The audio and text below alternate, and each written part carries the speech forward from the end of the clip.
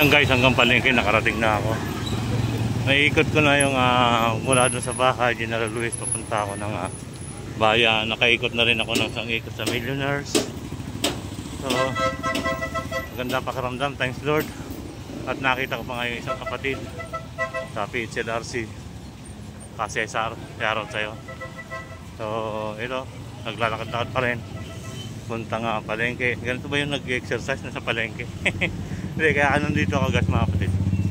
Para diretso ako mamalengke. Pagkatapos kung kakayanin pa, so diretso ako ng simbahan. So 2 times na naglalakad ako. Nung nakaranding ko ganun din. So kaya naman. At naramdaman ko naman sa sarili ko na na-improvement na nga yung mga gamot na ininom. So siyempre kailangan din natin ng disiplina sa sarili. At tiwala siyempre sa aking pamilya. Kasama ko sa kuya, sa aking mga anak. Kailangan din natin yan. At siyempre yung sarili natin, kailangan din natin disiplinahin para makuha natin yung ating hinihiling kay Papa Lord. So sa ngayon, dito na ako sa bahay ng stoplight. Grabe, isang tao. Saan tayo makapaglakad na maayos na ito? So tis-tis lang kasi pupunta ka ng simbahan. So para ayan. God bless sa atin lahat. Morning Sunday.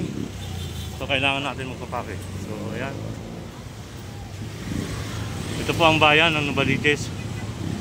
Napakalinis, napakaganda. Galing, siblaan rin po yung mga lalakad dyan. At yung enforcer natin. Enforcer, ayan. Okay sila. Talagang ginagawa nila ang tungkulin nila. So ingat-ingat na lang po tayo at sumunod po tayo sa batas. So sa ngayon, ayan.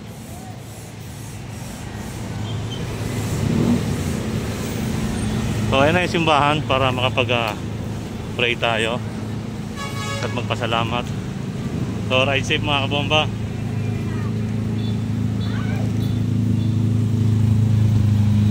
Para tayo sa bayan.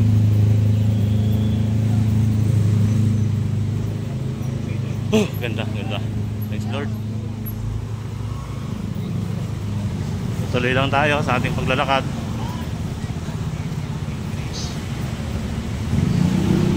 So dito daw sa bayan, sabi, medyo marami-raming hindi magandang gawain. Pero sa ngayon, medyo nakawala na sila. Yung mga mandurukot.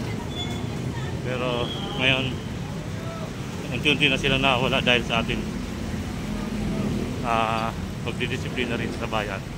So ayan, malapit na yung simbahan para makapag-pray tayo at makapagpasalamat kay Lord. Mainit na. Sobra.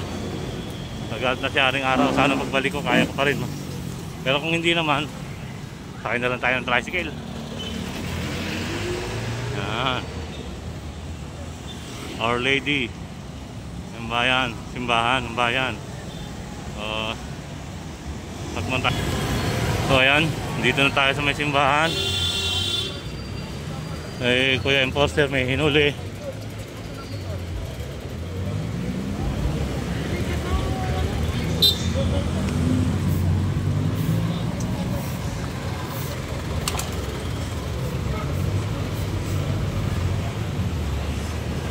So yan, i-stop muna nila kuya.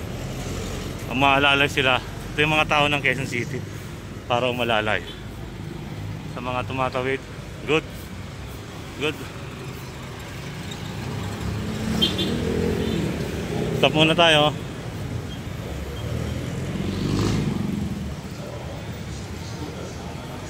Okay, tawid na.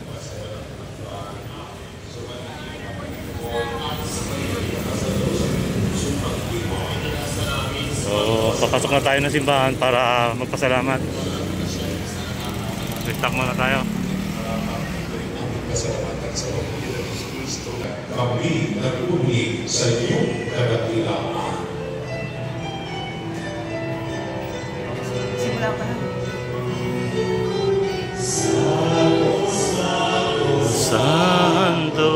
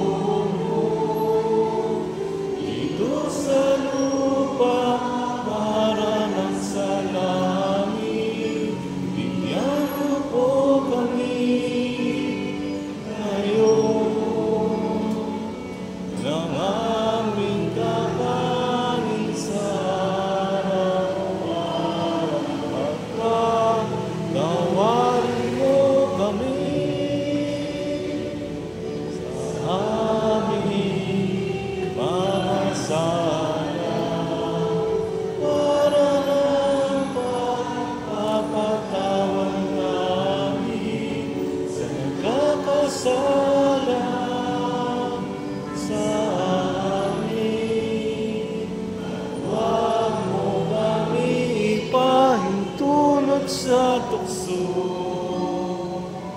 Hati-hatian mo kami sa lahat ng masama. Peace be with you.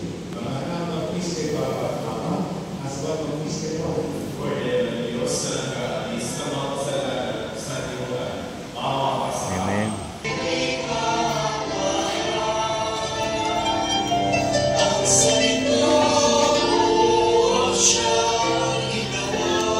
Ay, pabila akong bento niya.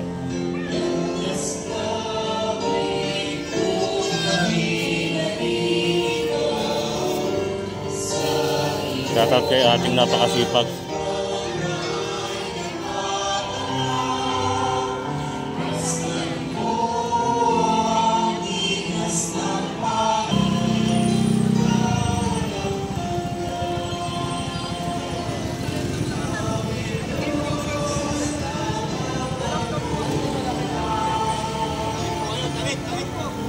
So ayan, palabas na po tayo ng simbahan, ng pagpasalamat na kay Lord. So pauwi na tayo, lakad pa rin tayo mga kapatid, mga kabomba. So ayan, napakadisiplina po dito sa bayan, kung saan maraming enforcer ngayon para mapanatili ang kaayusan ng traffic ng kalsada. So yan, marami silang nag-aalalay para sa mga tatawid. So good morning. Ayan po ang bayan ng Novaliches. Stoplight. So, yan, lakad pa rin tayo pauwi. Nakapag-pray na tayo. Pasalamat kay Papa Lord. Siyempre, hindi naman lagi tayo eh. Kailangan natin patuloy magpasalamat sa mga lahat ng biyayang pinagkaloob. So, shoutout nga po pala sa mga followers ko. Pasensya na po kayo kung hindi ko man kayo maisa-isa kasi kadami nyo eh. Hindi, joke lang. So, salamat din sa inyo. Sana maging followers nyo rin po ako sa mga nagpa-follow sa akin para sa atin. So, ito yun naman eh, katuwaan ko lang din naman, libangan. Ayan, pag picture at pag video. So, sa mga hindi na like, love you. Sa mga nagla-like also, still 2 times I love you. So, ayan. Parang tayo sa bayan para maglakad-lakad. So, ito nga po pala, nabili kong sampagita para sa aking mga ninyo, ni Papa Jesus. Para sa kanila. So dito tayo, baka bawal dyan dumaan sa may labasan. Dyan pa rin tayo. Ayan guys, tingnan nyo naman kung gaano kalinis yung bayan ng Novaliches dito sa may stoplight. Yan, pag kumaliwa po kayo is papuntang Quirino. Pag dumiretso naman po kayo papuntang General Luis, diretso ng Malinta. Pag kumana naman po kayo papuntang Susano, papuntang Camarin, Bagong Silang. So ayan, gaano kalinis ang Novaliches bayan. So andun naman tayo. Ayan. So tara, lakad ulit. Doon pa si nanay, naglalakad pa. Ang lakas oh. Nanay, tatay, saan po punta nyo nay? Pauwi na po kayo? Oo. Pauwi na kang Kaibiga. Kaibiga. Saan po kayo galing na malengke? Punta ka na Kamote. Kamote. Ilan taon na po kayo nay? 74 awan na. Wow, galing naman. Very good. Thanks Papa Lord. Galing. Lakas oh. Si tatay, ilan taon na po? 76. 76. Ayos po tatay Ang lakas nyo pa rin, ang galing. Opo, tayo wala naman po tayo ibang gagawin kundi magpasalamat kay Lord. Araw-araw, di po po nay. Pero ang galing. Sana marating ko rin yung ganyang edad. Ang init na okay lang po ba? Okay lang, galing kami simbahan. Para sa tayo simbahan. Kaya naman kami dito may Glory. Sasakay na po kayo dyan sa may Bahing Glory. Kaibiga. Kaibiga. Okay nay. Ingat-ingat po lagi nay. May maintenance na po kayo nay?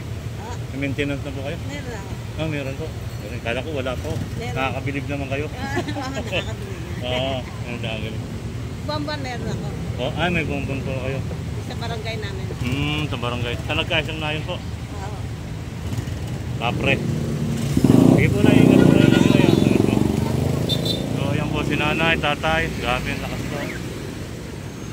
Ito sa bayan. Sundan natin lahat.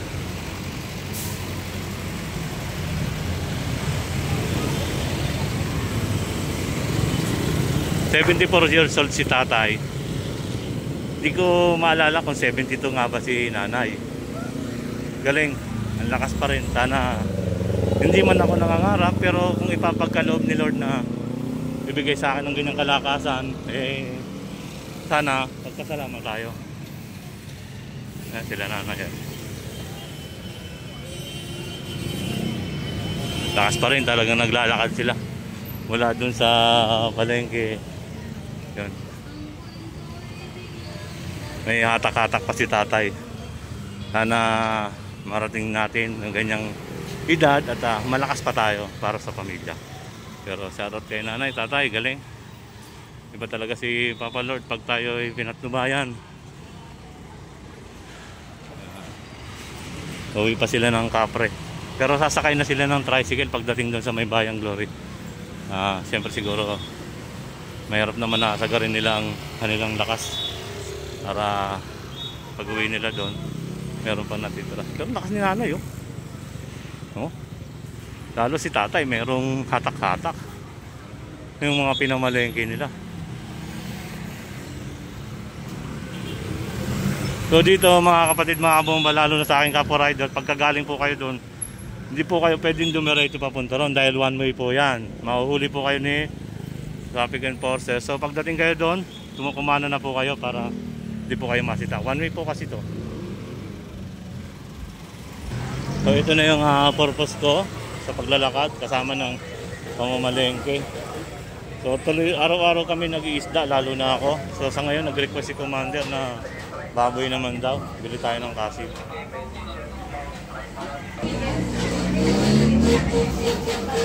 Nay, kasim nga po, Nay. Halagang 300 kasim. Bibili mo tayo ng kasim kay nanay. Ang minudo.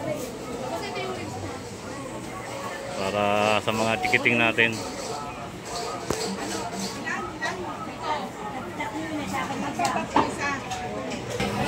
So ang pera ko guys mga kapatid po 470, 300 yung baboy, tapos 70 yung katay. May natitiprang 100 para sa kaya sa pakayato sa carrots. Subukan natin.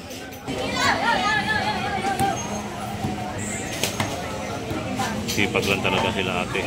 Pagkasyahin natin yung 100. Tingnan natin kung aabot to. Be, pabili nga ako nito be. Tingnan mo nga magkano.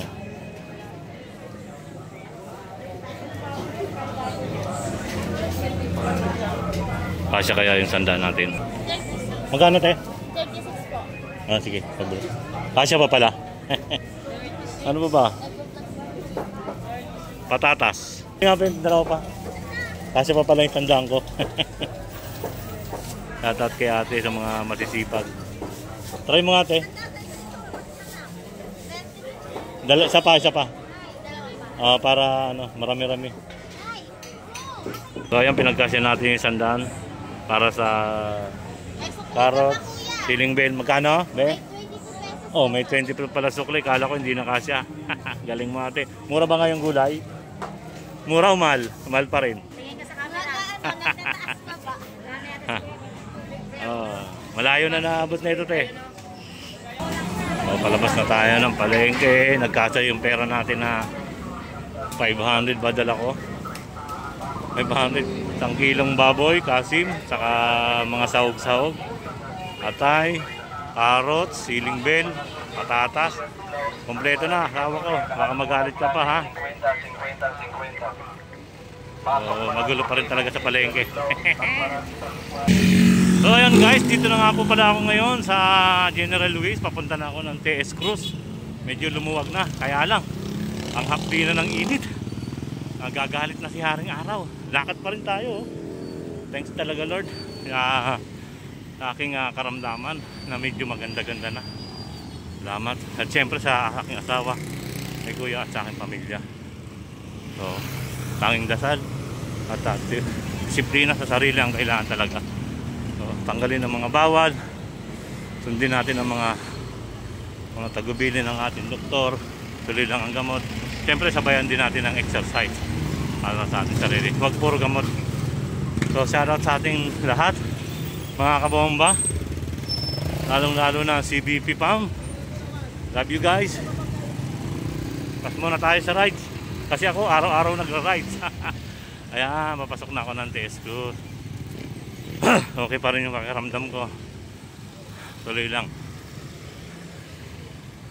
Boss Kaloy! Boss Kaloy. So shoutout nga po pala sa mga kabomba, lalo na mga tropa natin kapwa ka-rider. So dito po sa TS Cruz meron po dito legit na magkakapatid. Dito po kami nagpapagawa ng motor. Shoutout sa Three Brothers, Boss Pecto, Boss Benji, at sa utol niya. Ayan po ang shop niya. Kung kayo may mga problema sa mga motor, legit po yan, mabait. Yan po, Fix Work Moto Shop Service. Sarado pa sila kasi linggo. Kumbaga Kagabi ano sila, tamang inom na naman. So ayan, ayun o, si Boss Kulot o. Boss Kulot, shoutout tayo. Sarado pa ba sila? Boss Kulot, shoutout tayo. Thank you for watching. So ayan, tuloy na tayo. Yun, nice kuya o. Talagang hanap buhay lang talagang kailangan. Galing. Kahit nagaganyan-ganyan, marangal na hanap buhay. Shoutout sa'yo kuya, ang galing mo.